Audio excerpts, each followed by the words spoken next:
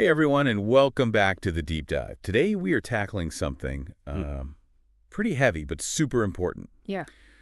We're talking about OCD, Obsessive-Compulsive Disorder, and we're going way beyond, that whole I like things neat stereotype. Right. We've got a ton of research lined up and some Yeah. really interesting expert insights, and we're going to Yeah. really try to understand what it's like to actually live with OCD, what causes it, Yeah. how people can get help and support. That's it. That's exactly what we're going to do. And it's so important to recognize that obsessive-compulsive disorder Yeah. is so much more than just liking order. It's a Yeah. serious mental health condition. It affects millions of people, and it's really characterized by these intense, unwanted thoughts. Right. Those are the obsessions and then the repetitive behaviors you feel you have to do to cope with them. Oh, The compulsions. yeah, this is already fascinating. Okay, so we're not just talking about being organized. It's Yeah, about wow. these obsessions and compulsions, really taking over and disrupting your life. Yeah. Can you, break down this obsession-compulsion cycle for us? What does that actually look like? Sure. So imagine you're constantly bombarded by these intrusive thoughts Oh, wow. that you can't shake. And I don't mean just your average worries. These are deeply distressing thoughts. So, for example, it could be a fear of contamination. Yeah. And suddenly, every surface, every doorknob feels like a threat. So then what? The compulsion kicks in, you try to neutralize that fear. So it would be like washing your hands over and over. Exactly. You got it. And that's the tricky part. It might give you temporary relief, Right. but it actually reinforces the cycle. Wow. So the more you wash, the stronger that fear of contamination becomes. Like a trap. Yeah. You're trapped in this loop. And you mentioned that obsessions can be so much more than cleanliness. Absolutely. Right. Yeah, we're talking about a whole range of intrusive thoughts. Someone might be obsessed about harming themselves or others, even though they would never do it, or needing things to be perfectly symmetrical, or having religious or sexual thoughts that go against their values. Yeah. It can be really distressing. It sounds so tough to live with. It is. And how common is OCD? I mean, is this a small number of people? It's more common than you might think. Studies show it affects 1 to 2% of the population globally. So we're talking millions of people. Wow. Across all walks of life. That puts it in perspective. Yeah. For sure. So imagine spending hours on rituals every single day. Yeah. Avoiding things that trigger you constantly on edge. I mean, this must impact everything. Oh, absolutely. Work, relationships, your well-being. It can be incredibly disruptive to daily life. Yeah. Okay, so what causes this thing? I mean, is it personality? Is it genes? Is it your environment? What's the deal? Right. Well, it's not a simple answer. Yeah. I like to think of it as a puzzle with multiple pieces.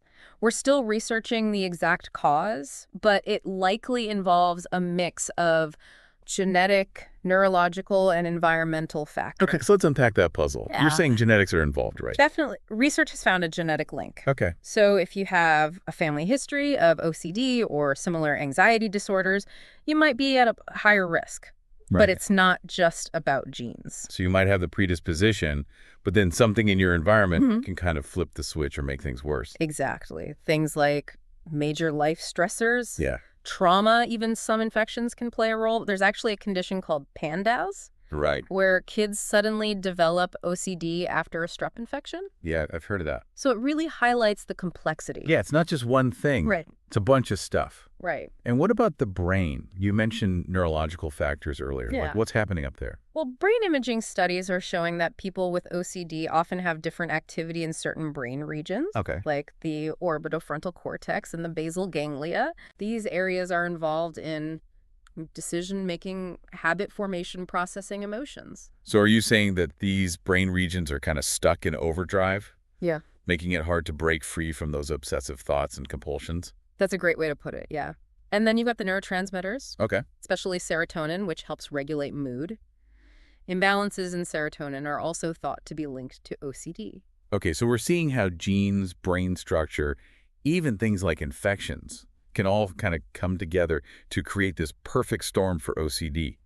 This is heavy stuff, but tell me there's some good news here. What about diagnosis and treatment? If someone's experiencing these symptoms, where to even begin? You're right. It can be a lot to take in, but the good news is that OCD is treatable. Okay, good. The first step is recognizing the symptoms, and that's where a mental health professional comes in. Okay, so what should people be looking out for? What are some red flags that might say, hey, it's time to seek help? Well, ask yourself, are you spending an excessive amount of time on rituals? avoiding things that trigger those intrusive thoughts? Do you feel powerless to stop, even though you know these thoughts and behaviors aren't rational? So basically, if it's taking over your life, interfering with your daily routine, Mm-hmm. and you just can't seem to break free on your own, Mm-hmm. then Yeah, it's definitely time to reach out. Professionals actually use specific diagnostic criteria outlined in the DSM-5 to make a diagnosis. And they basically look at whether those obsessions and compulsions are consuming more than an hour a day or causing significant distress or impairment in your life. okay. And once someone gets that diagnosis, what happens next? Mhm. Like, what are the treatment options? This is where things start to feel a little bit more hopeful, right? Absolutely, and there is a lot of hope to offer. One of the most effective treatments is cognitive behavioral therapy, or CBT. Okay. And within CBT, there's a powerful technique called exposure and response prevention, or ERP. Okay, I've heard of ERP. Can you break it down? Like, how does that actually work? Sure, think of it like gradually facing your fears. Yeah. Those things that trigger your obsessions, but in a safe environment with the guidance of a therapist. Right. The key is resisting the urge to do those compulsions. So you're facing your fears head on, but learning how to manage the anxiety without resorting to those rituals. Yes, exactly. And over time, with repeated exposure and response prevention, Yeah. you can actually rewire your brain's response to those triggers. So it takes work. It does. It takes dedication. It's like learning a new skill, Right. but it can really help break the cycle. That makes so much sense. Yeah. It's not about willpower. It's about Yeah. literally rewiring those neural pathways. But is therapy always enough? Or are there cases where medication is needed too? So we're talking therapy to like change those thought patterns and behaviors and Yeah. medication to help with like the underlying brain chemistry. So are we thinking mainly antidepressants here? Yeah, you got it. Specifically, SSRIs are commonly prescribed for OCD. Okay. They work by regulating serotonin levels, Right. which can help reduce the intensity of both the obsessions and the urge to do those compulsions. It's like a two-pronged approach, right? You're tackling it from both sides. Exactly. That's hopeful. Yeah. But what about those tougher cases? The ones where like traditional treatments aren't working? Are there other options out there? Absolutely. For severe OCD, there are some more advanced treatments. One is deep brain stimulation, or DBS, Okay. where electrodes are implanted in specific brain areas to modulate the activity. It's kind of like a pacemaker for the brain. That sounds pretty intense. Yeah. What are the risks and benefits of something like that? And who would be a good candidate for DBS? Well, it's definitely reserved for people who haven't responded to other treatments, and it does involve brain surgery. Right. So it's not a first-line option. Yeah. But for some individuals with severe treatment-resistant OCD, it can be life-changing. That's good to know. And what about transcranial magnetic stimulation? I've heard that's less invasive. Yes. TMS uses magnetic fields to stimulate brain regions associated with OCD. Okay. It's non-invasive, done as an outpatient procedure, and has shown a lot of promise. Okay, so even if the traditional therapy and meds haven't worked, there's still hope. There's still other things to try. Right. But treatments aside, what about just living with OCD day to day? I mean, are there things that people can do to like manage their symptoms and make life a little easier? Oh, absolutely. Coping strategies are super important. Things like mindfulness practices, like meditation and deep breathing, Yeah. can help manage the anxiety. Those mindfulness techniques, they seem to be helpful for so many different mental health challenges. Mm-hmm. I can definitely see how learning to be present and calm the mind would be helpful with OCD. For sure. And having a structured routine can help too, Okay. reducing uncertainty and stress, which are often big triggers for OCD. Routine and predictability. That makes sense. Like if you know what to expect, Right. there's less room for those obsessive thoughts to kind of creep in. Exactly. And don't underestimate the power of education. The more you understand about OCD, the Mm. more empowered you feel to manage it. Knowledge is power, right? Totally. And that feeling of empowerment is so important when you're dealing with something like this. But, knowledge alone isn't always enough. What about support systems? How crucial is it to have people you can lean on? Oh, support is absolutely vital. Connecting with others who have OCD, either in support groups or online communities, Yeah. can provide a sense of belonging, shared understanding, and validation. It helps to know you're not alone in this. That human connection can make such a difference. It's like, okay, someone else gets it. They understand what it's like. Exactly.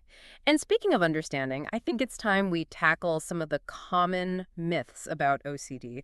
There's still so much misinformation out there. Okay, myth-busting time. I'm ready. What's the first one on the list? All right, myth number 1. Everyone's a little OCD. We hear that all the time, Oh, right? yeah, all the time. But having quirks like liking your desk tidy is Right. not the same as having a clinical diagnosis of OCD. It really Yeah. minimizes the experience of people who truly struggle with this condition. Yeah, we've all met that person who's like, oh, I'm so OCD because they like their socks color-coded. It's like, Yeah. okay, let's talk when your sock obsession is interfering with your ability to leave the house. Exactly. It's Right. important to be mindful of the language we use and avoid trivializing a serious mental health condition. Okay, myth busted.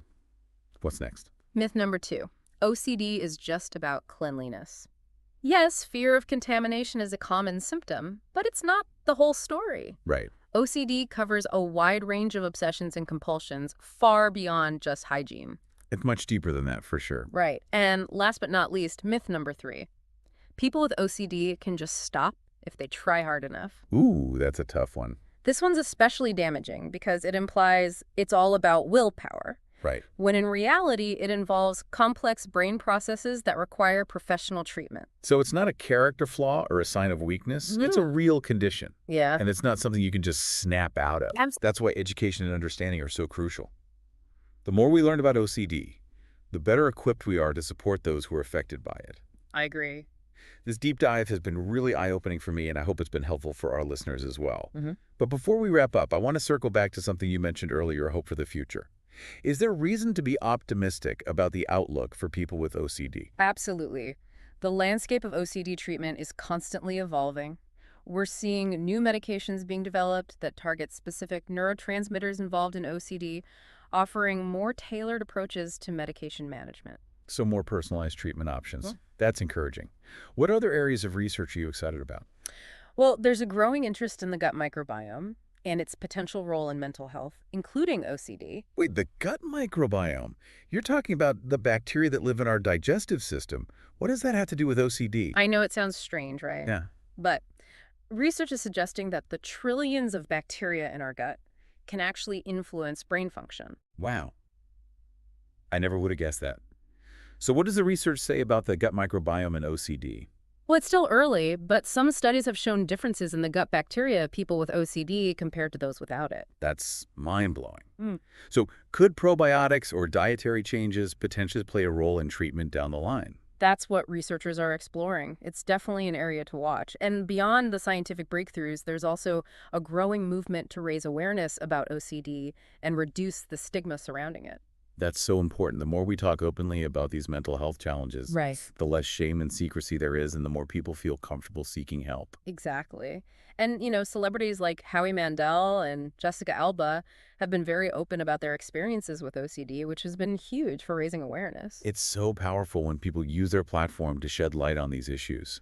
It normalizes the conversation and helps break down those barriers.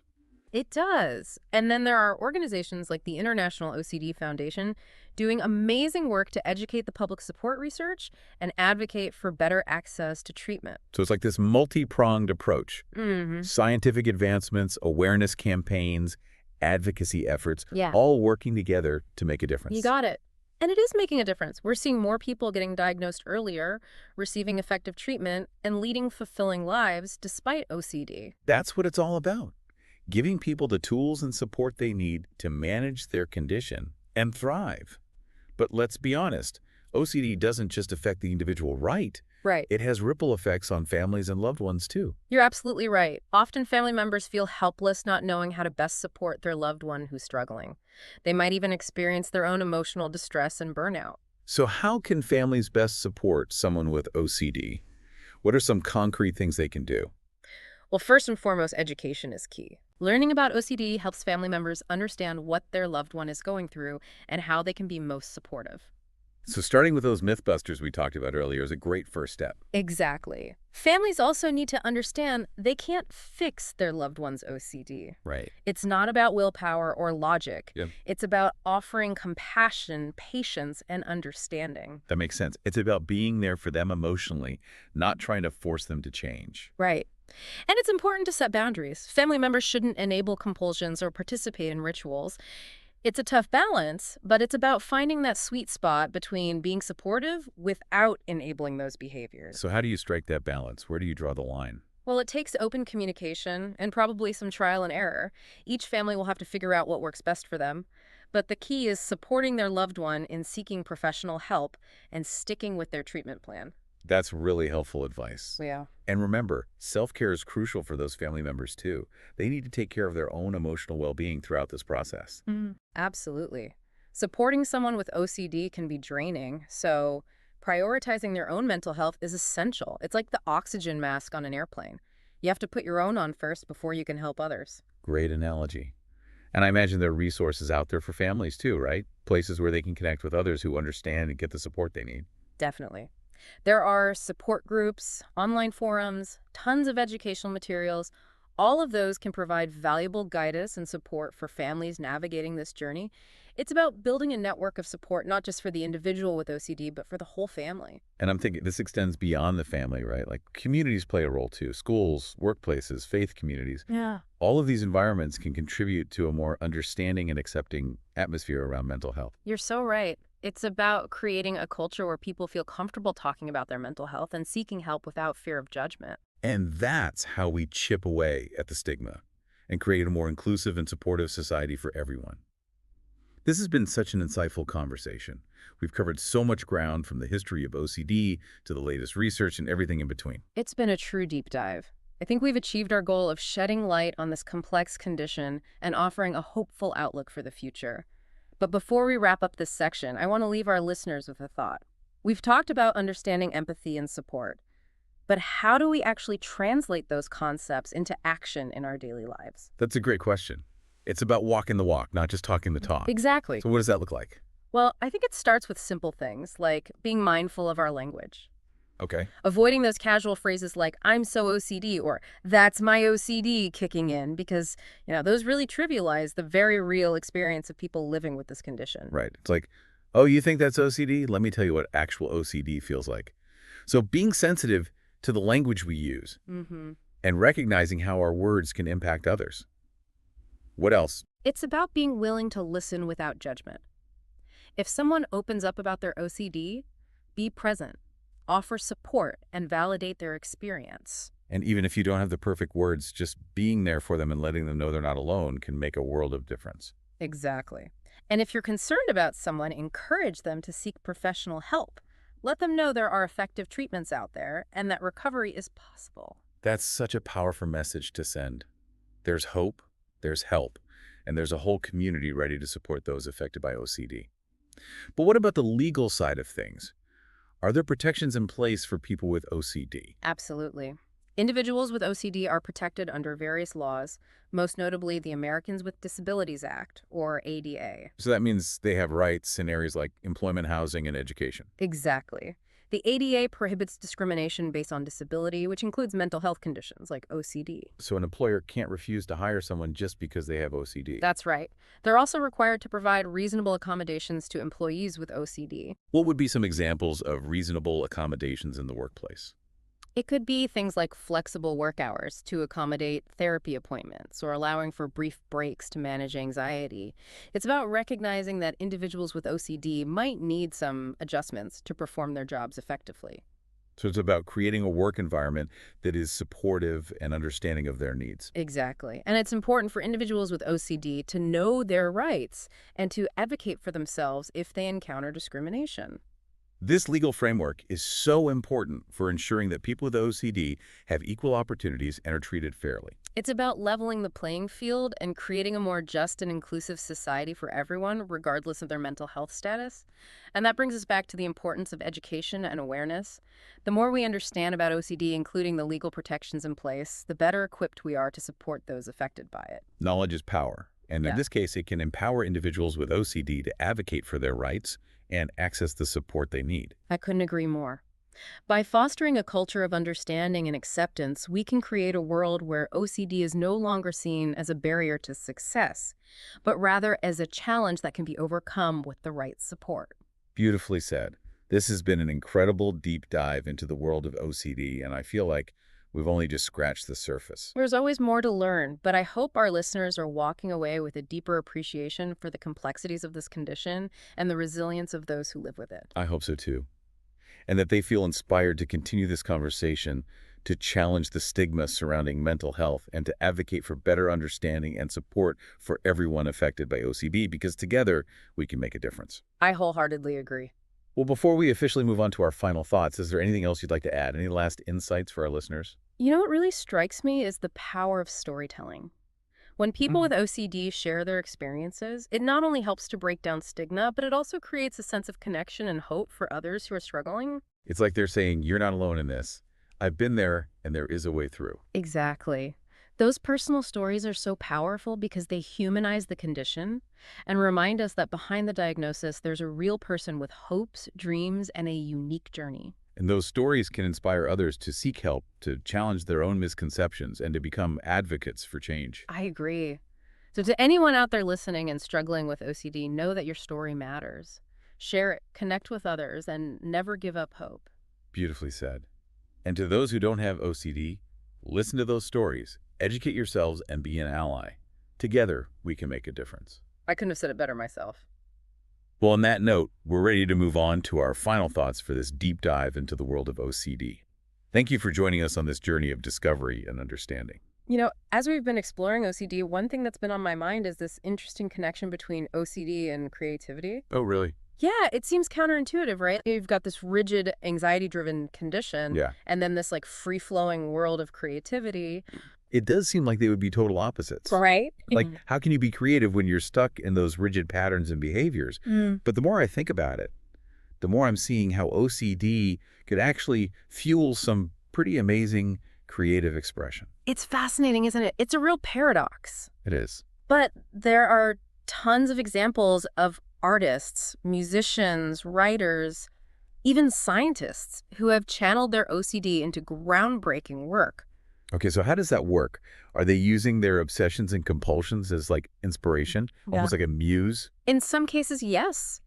Some individuals with OCD find that their like meticulous attention to detail, their need for perfection, even those repetitive thought patterns can actually enhance their creative process. So it's like those traits that can be so debilitating in some areas of life actually become strengths in the creative realm. So it's almost like turning a weakness into a strength.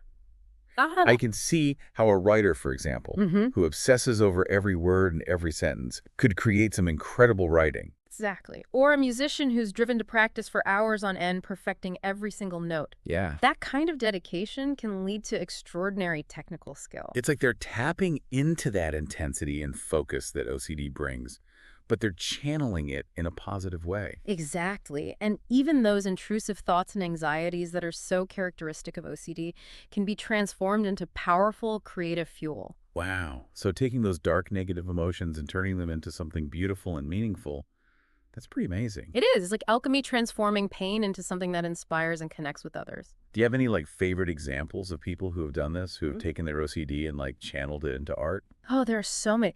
David Foster Wallace, the brilliant novelist, struggled with OCD throughout his life.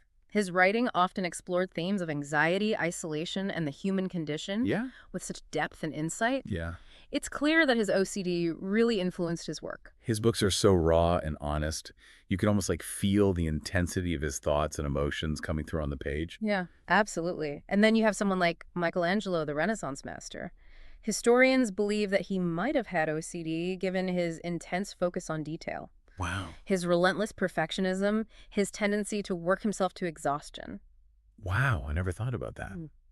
But yeah, his work is so intricate and powerful. Yeah. It makes sense. It really does. And it reminds us that OCD has been around for centuries, affecting people from all walks of life, even geniuses like Michelangelo. It's a good reminder that mental health challenges are just part of the human experience. Right. They don't discriminate and they don't define who we are or what we can achieve. Beautifully said. But it's important to remember that while OCD can be a source of creative inspiration for some, we shouldn't romanticize it. Right. It's still a serious mental health disorder. It can be incredibly debilitating. Exactly. We don't want to glamorize OCD or imply that it's something to be sought after. Right. But we can appreciate the incredible resilience of those who have been able to harness their experiences and create something extraordinary. It's about finding that balance right. Acknowledging the struggles while also celebrating the triumphs. This conversation about OCD and creativity, I think it highlights something we haven't explicitly talked about yet. The importance of finding your own unique path Yeah. to healing and self-discovery. That's such a crucial point. Yeah. There's no one-size-fits-all approach to managing OCD. What works for one person might not work for another. So it's a journey of self-exploration, Absolutely. figuring out what works best for you. It is. It's about exploring different treatment options, coping mechanisms, ways of expressing yourself, and finding what resonates with you personally. Yeah. It's a journey that takes patience, self-compassion, and a willingness to keep trying even when it feels tough. And it's a journey you don't have to go through alone. Yeah. Reaching out for support, whether it's from a therapist, a support group, loved ones, or online communities is so important. It really can make all the difference. Having those people who understand, encourage you, and remind you that you're not alone is huge. It's about finding those things that bring you joy, that give you a sense of purpose, whether it's creative expression, spirituality, nature, relationships, whatever it may be. Those things can be powerful sources of strength and resilience. I love that. It's about nurturing the parts of yourself that bring light and meaning into your life. Yes. That's what we ultimately hope for everyone struggling with OCD, to find their own path to healing, self-discovery, and a life filled with purpose and joy. This has been such a deep and insightful conversation. Right. We've explored so many different facets of OCD. We have. The science, the personal stories, the creative expressions, the path to healing. It's been a true deep dive, and I hope our listeners are walking away feeling more informed, more empowered, and more connected. Me too. Yeah. And I hope they feel inspired to keep learning, to keep advocating for greater understanding and support for those affected by OCD. Because together, we can create a world where mental health challenges are met with compassion, understanding, and effective support. I couldn't agree more. Well, on that note, we'll wrap up this deep dive into the world of OCD. Thank you for joining us on this journey of exploration and understanding. Until next time, stay curious, stay compassionate, and keep those brains engaged.